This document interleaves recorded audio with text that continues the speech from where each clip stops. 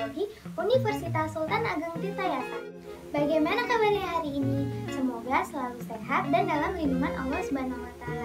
Jangan lupa tetap semangat dan tetap mematuhi protokol kesehatan. Di video kali ini saya akan menjelaskan tentang gametogenesis. Kira-kira kalian tahu nggak sih apa itu gametogenesis? Gametogenesis terdiri dari dua kata, yaitu gamet dan genesis. Gamet berarti sel kelamin, sedangkan genesis berarti kelahiran. Jadi, gametogenesis merupakan suatu proses pembentukan sel kelamin atau sel gamet. Gametogenesis terjadi di dalam organ reproduksi manusia, di mana proses ini melibatkan dua macam pembelahan. Yang pertama, pembelahan mitosis, dan yang kedua adalah pembelahan meiosis. Pembelahan mitosis pada gametogenesis berfungsi untuk memperbanyak sel induk, di mana sel induk ini bersifat diploid. Sedangkan pembelahan meiosis pada gametogenesis berfungsi untuk mengurangi jumlah kromosomnya, sehingga sel kelamin yang dihasilkan bersifat haploid. Nah, selanjutnya saya akan menjelaskan tentang gametogenesis yang ada pada manusia. Ternyata gametogenesis pada manusia ini ada dua loh. Apa sih? Yuk kita simak video berikutnya. Gametogenesis pada manusia terdiri dari dua macam. Yang pertama, spermatogenesis. Spermatogenesis adalah proses pembentukan sel sperma yang terjadi di organ kelamin jantan, yaitu testis, tepatnya di tubulus seminiferus. Sedangkan oogenesis adalah proses pembentukan sel telur atau ovum yang terjadi pada organ kelamin wanita, yaitu ovarium. Sel spermatozoa bersifat haploid. Ketika pubertas, sel-sel primordial pada epitel germinal tubulus seminiferus dalam testis berdiferensiasi menjadi sel induk sperma yang disebut dengan spermatogonium.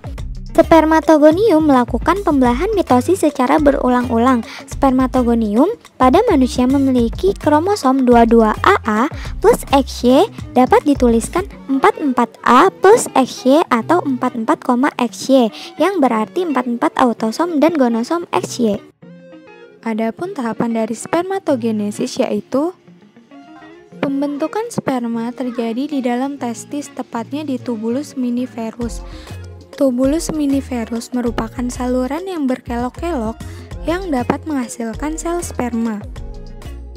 Spermatogonium akan mengalami pembelahan mitosis secara berulang-ulang, membentuk spermatosit primer yang bersifat diploid.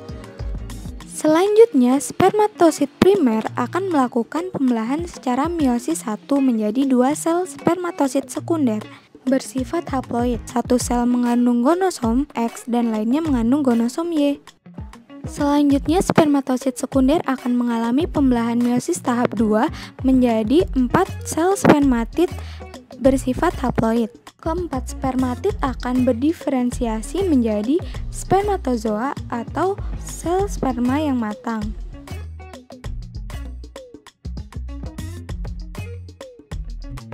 Spermatozoa memiliki kromosom haploid sebanyak 50% mengandung gonosom X dan 50% mengandung gonosom Y. Laki-laki memiliki masa produktif spermatozoa dari masa pubertas hingga selama hidupnya, bila itu memungkinkan. Oogenesis. Tahap pembentukan oogenesis sama dengan spermatogenesis, yaitu mitosis untuk memperbanyak sel induk, meiosis 1 dan meiosis 2. Diawali dengan sel-sel primordial diploid pada sel epitel germinal ovarium berdiferensiasi menjadi sel induk ovum yang disebut oogonium. Oogonium pada manusia memiliki kromosom 22AA plus XX, dapat dituliskan 44A plus XX atau 44,XX, yang artinya memiliki 44 autosom dan gonosom XX.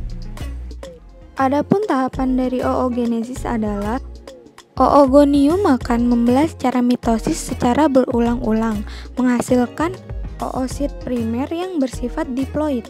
Kemudian oosit primer akan melakukan pembelahan meiosis 1 dan terbentuklah dua sel dengan ukuran yang berbeda, yaitu oosit sekunder dan badan polar 1 yang bersifat haploid.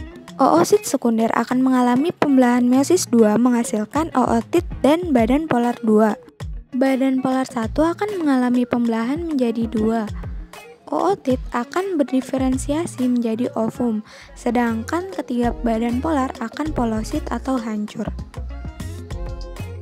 Dalam satu kali proses oogenesis akan menghasilkan satu ovum yang fungsional dan 3 badan polar yang polosit atau hancur dan non-fungsional.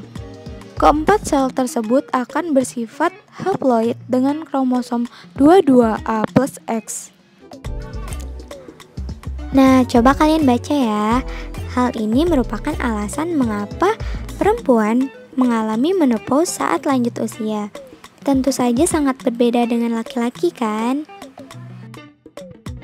Berikut ini merupakan perbedaan antara spermatogenesis dan oogenesis.